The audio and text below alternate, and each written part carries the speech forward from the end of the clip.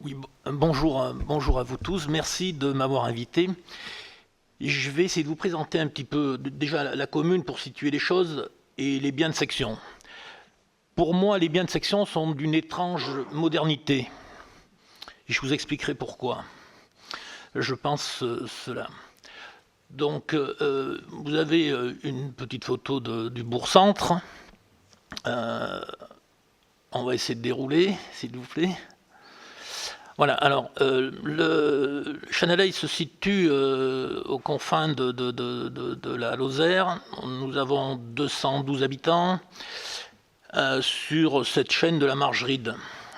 J'ai sur la commune 11 hameaux, le Villeray, le Pin, Chazot, le Falzé, le Fraisse, Madrière, le Crouzet, Contaldès, le Sauvage, Pinatel et la Chazette. L'altitude varie de 1070 mètres à 1486 mètres pour le point culminant, qui est le truc de la Garde, qui, pour la petite anecdote, un des plus grands plans de chasse autour de la baie du Gévaudan avait ce truc de la Garde comme point de convergence.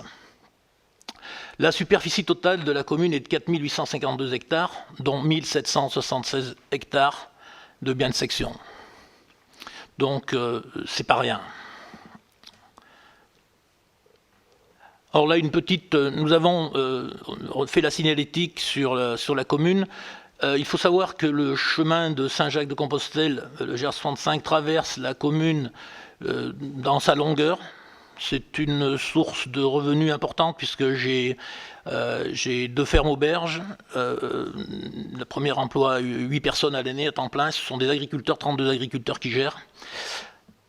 Ensuite, il y a des gens qui ont investi dans des gîtes, dans de l'accueil. On couche à peu près plus de 100 personnes jour pendant 7 mois.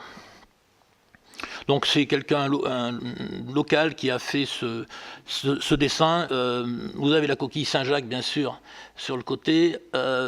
Et chaque entrée de la commune, cette fresque est tenue par la bête du Gévaudan, puisqu'on est en Haut-Gévaudan.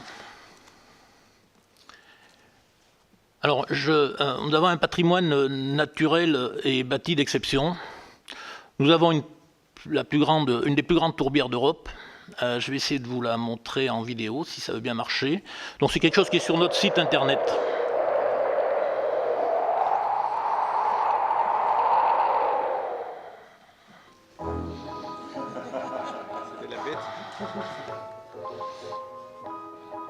Donc on voit c'est vu en drone. C'est vraiment gorgé d'eau, mais c'est envahi par plein de résineux. Donc on est en train de nettoyer ces zones pour leur donner leur aspect initial. C'est du bien de section et ces zones sont packagées par 2 agriculteurs pendant la période de mai à octobre. Donc la tourbière, vous l'avez en haut à gauche. Vous voyez, il y a des pins qui poussent de façon éparse. Cette zone fait à peu près une centaine d'hectares. Donc on débarrasse les pins, il y a une photo un peu plus tard. On va débarrasser les pins, la tourbière, c'est pins. En dessous, vous avez une photo d'un bien de section. Donc nos agriculteurs exploitent, j'allais dire, des clairières, pardon.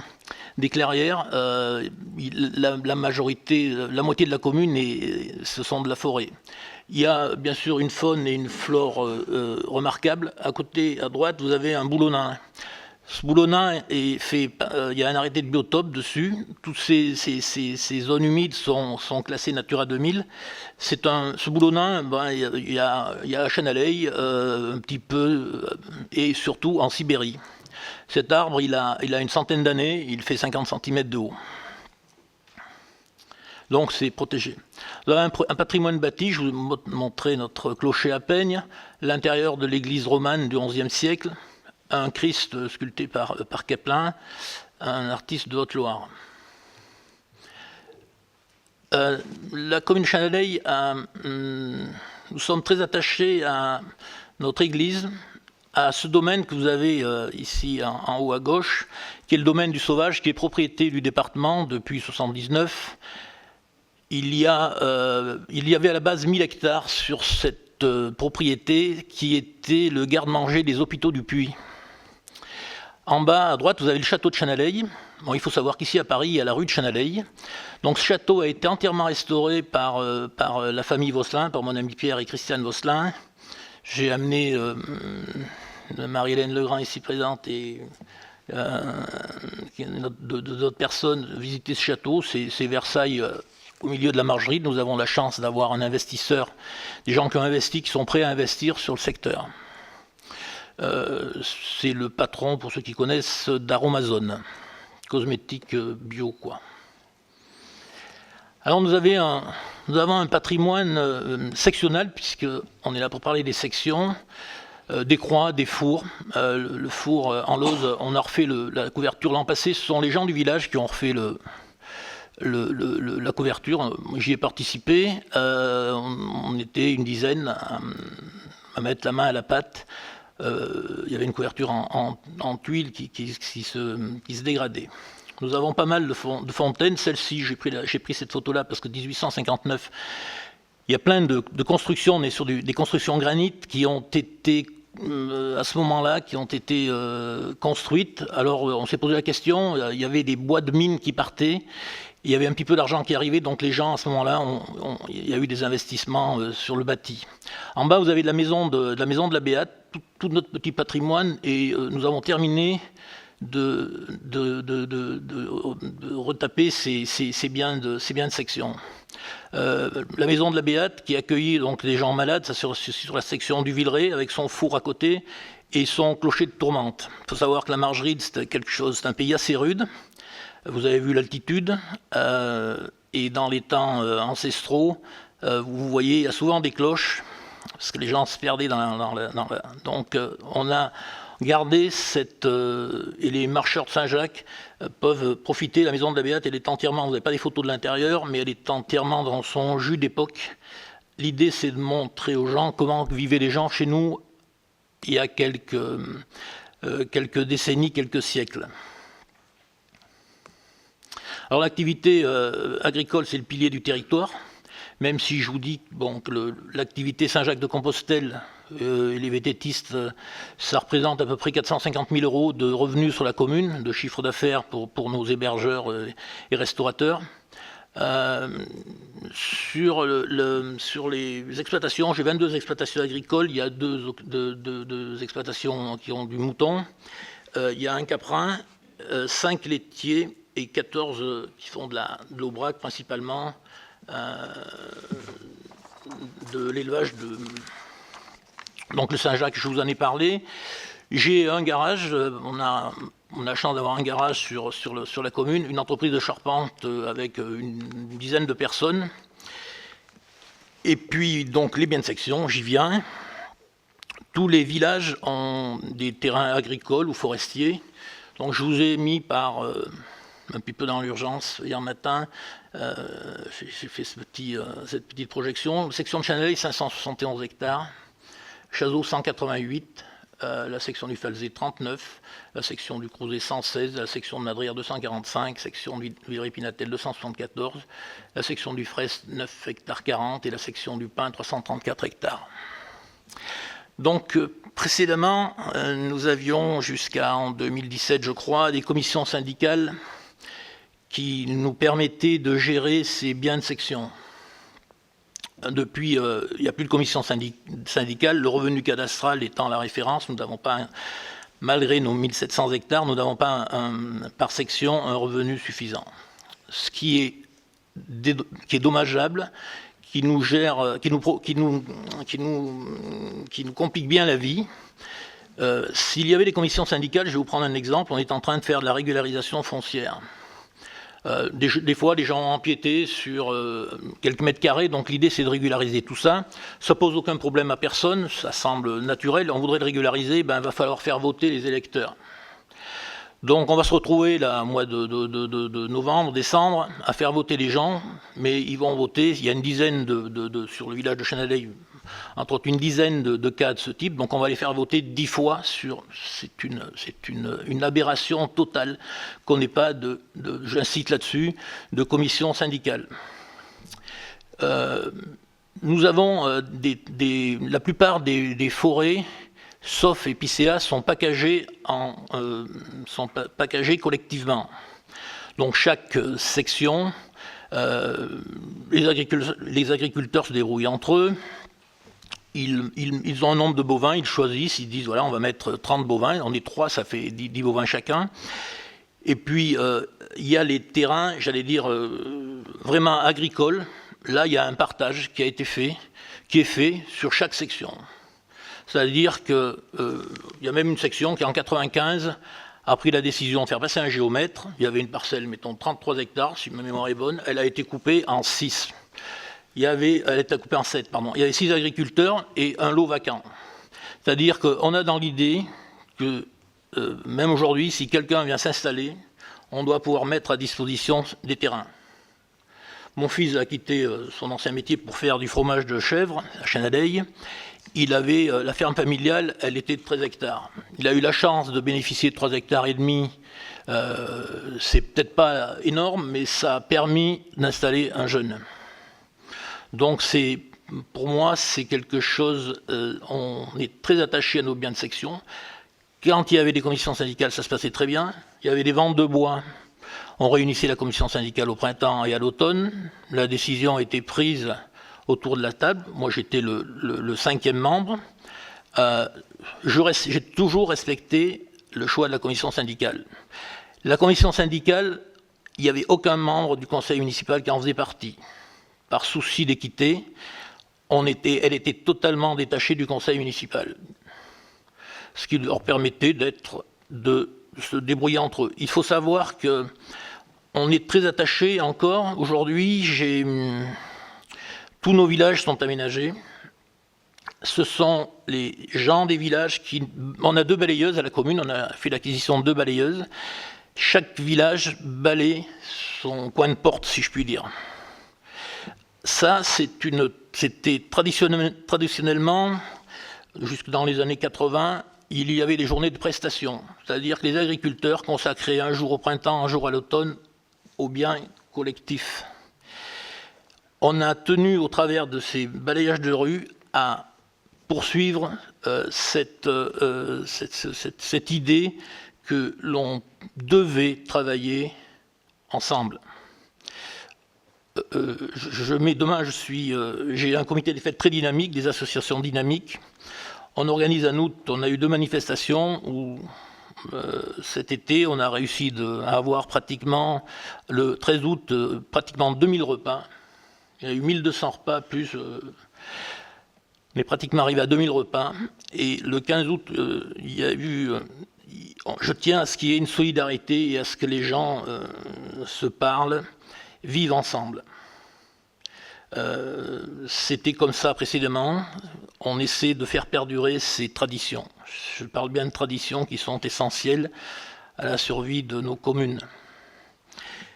Alors, il y a beaucoup de plantations d'épicéas. Ces ventes de bois, précédemment jusqu'en 2012, nous partagions, les choses étaient ainsi. Il y avait une coupe de bois, je vais prendre des chiffres simples, 100 000 euros de bois de vendu.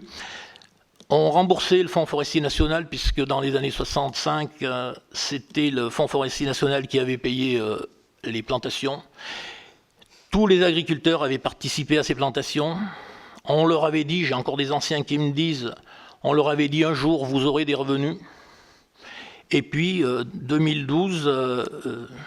on a obligé le percepteur à payer ces 100 000 euros. Je me suis retrouvé, bien sûr, la préfecture m'a demandé d'annuler la délibération du conseil municipal, chose que nous n'avons pas fait, puisqu'on a fait une injonction au percepteur de payer. Je me suis retrouvé dans le tribunal administratif le 3 décembre 2013, défendu par Maître Riquier, présent, je crois, cet après-midi, qui a annulé ces délibérations. Le 9 juin 2015, on avait fait appel à Lyon, ça a été rejeté. Le 2 mai 2018, la décision du Conseil d'État donc contre ces arrêtés va contre. La décision, par contre, nous avons cependant, dans cette histoire, nous avons eu une petite consolation. Le dernier alinéa de l'article L243-3 du même code ajoute « Le conseil municipal peut ainsi décider de la vente de tout ou partie de l'affouage au profit du budget communal ou des titulaires du droit d'affouage ». Alors, nous allons certainement, par les temps qui courent, il y a des coupes de bois qui vont être orientées vers l'affouage.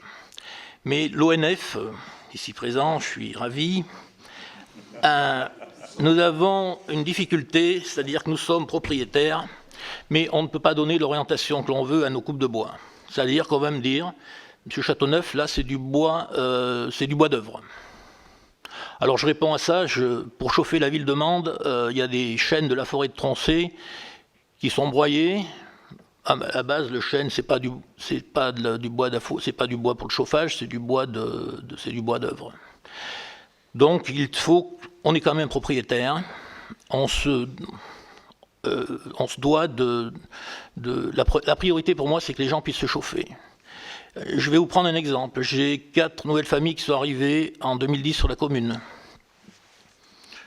Quand on leur a dit, un an après, vous allez, donc 2022, vous allez avoir une coupe de bois, les gens se sont retrouvés avec 12-13 terres. Alors souvent, certains ne savent pas manier la tronçonneuse, mais je vous ai dit que la solidarité était de mise, donc l'abattage a été fait.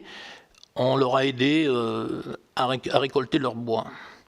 Je vais te dire, c'est une mesure extrêmement sociale. Je trouve important que les gens puissent se chauffer. On a du bois, vous avez vu, à la moitié de la commune, c'est quand même un comble. S'il n'y avait pas ça, les gens arriveraient dans le village, ils iraient acheter du bois de chauffage. Ça permet une intégration forte de ces gens. Donc pour moi, c'est quelque chose auquel on tient. Il faut qu'on sorte de nos individualismes. Je ne sais plus après s'il y a d'autres diapos, je ne me souviens plus. Alors je vous ai mis à peu près, on va peut-être passer assez vite, sur les sections, un petit peu ce que ça peut représenter, simplement pour vous préciser que ces terres sont délimitées, elles correspondent à un parcellaire précis, établi, on en connaît la surface précise, vous avez vu tout à l'heure.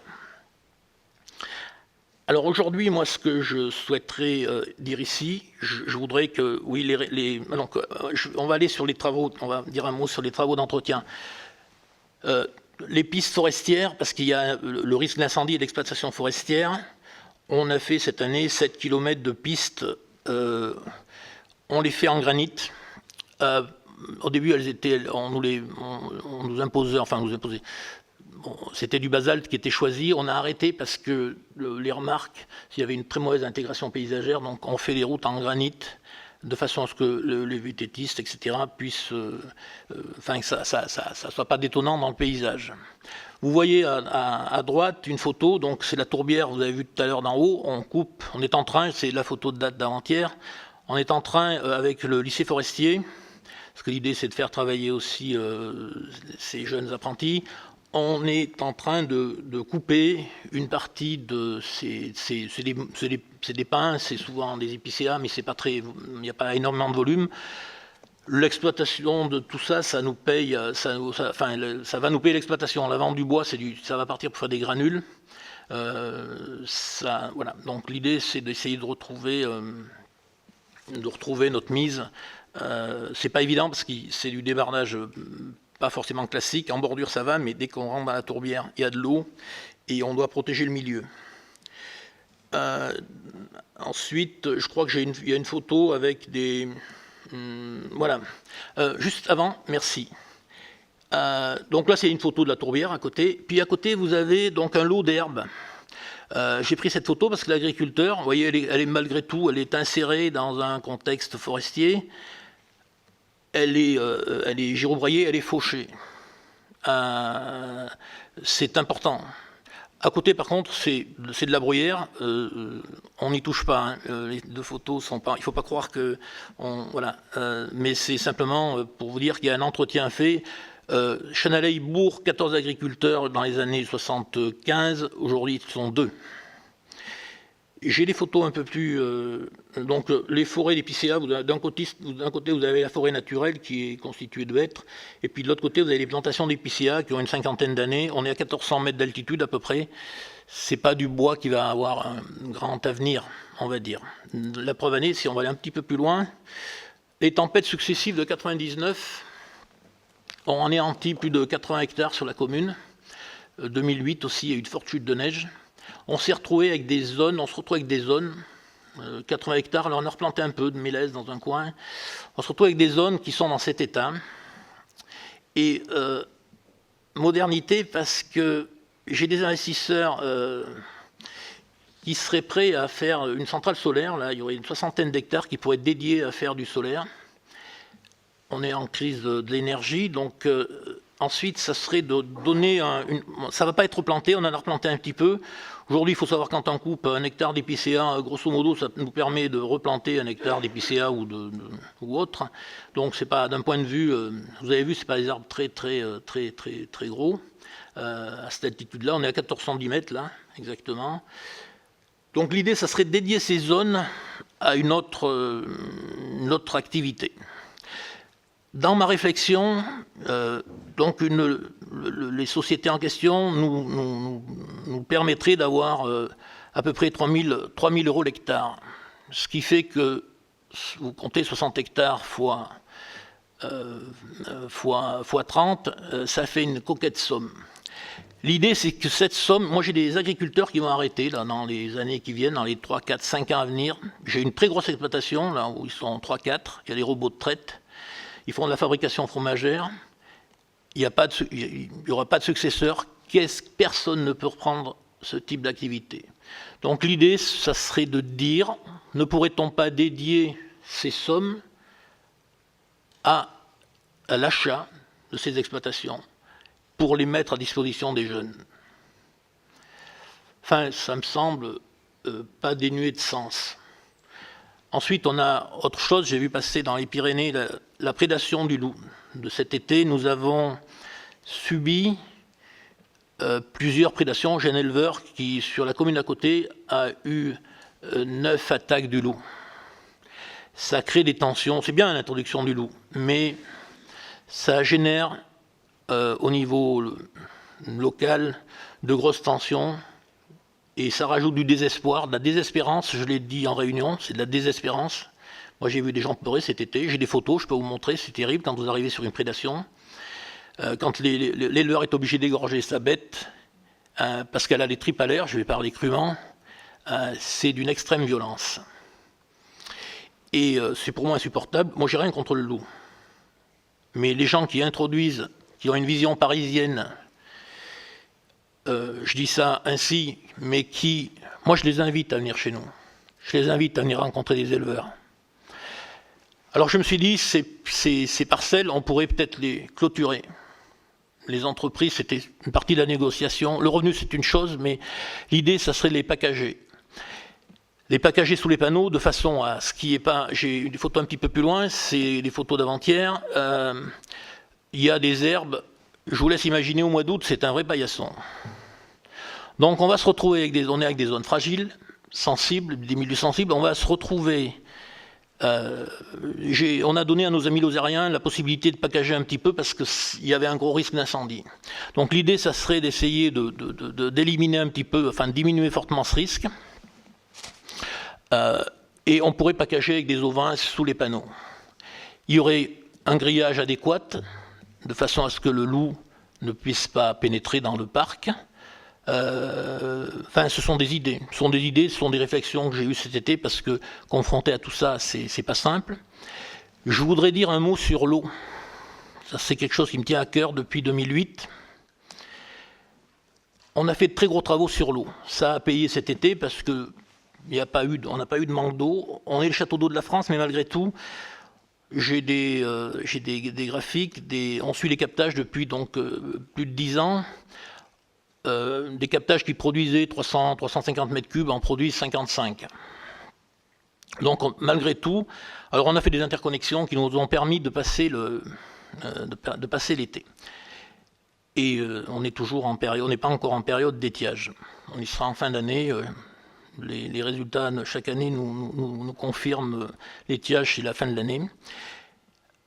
2026, je me suis opposé en 2020, un peu avant, au transfert des compétences et au assainissement aux communautés de communes. Si tel était le cas, ce serait une catastrophe pour nos communes. J'insiste là-dessus, une vraie catastrophe. Moi, j'ai passé pratiquement tout mon mois d'août à régler des problèmes d'eau, à orienter ici tel ou tel réseau, pour que nos concitoyens ne manquent de rien. Si jamais en 2026, il y a un transfert, ça sera catastrophique, parce qu'aucune communauté de communes, ils ne passeront pas leur mois d'août à venir tous les 2 jours répondre. Ça sera catastrophique. Donc, je pense qu'il faut rendre ce transfert de compétences. Ceux qui veulent le transfèrent, mais ceux qui veulent le gardent. Je pense que c'est essentiel. Il faut savoir que cette eau, elle est prise sur des biens de section. Il faut savoir que dans les années 55-60, ce sont les agriculteurs qui ont ramené l'eau à la maison. Ils vendaient du bois, ils faisaient comme ils pouvaient, et ils ont fait leur réseau d'eau. On a tout repris, effectivement, la commune a tout repris. On est plutôt pas mal loti en termes de qualité de réseau. On a des rendements de plus de 95%. Donc on n'a pas de fuite. Et qui mieux que nous pouvons gérer cette eau? Je suis vent debout devant cette mesure parce que ce sera catastrophique. C'est catastrophique pour nos secteurs, où les quelques industriels qui y sont, je parle sur Sogue juste à côté. J'ai le leader de l'entreprise Borde, qui est le leader mondial du champignon. Il passe 250 mètres cubes d'eau par jour. Si on lui fait payer 3 mètres cubes le litre d'eau, je vais dire, ça sera vite vu. J'ai un complexe industriel de traitement de surface. Il travaille pour l'industrie de haute technologie. Mon épouse y travaille.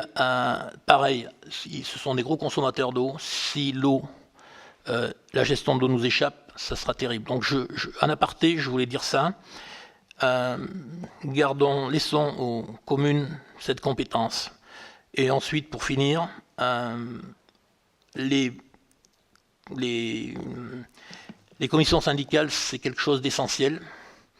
Et la répartition des revenus en espèces, c'est quand même dommage que des propriétaires ne puissent pas user du fruit de leur forêt et de leur...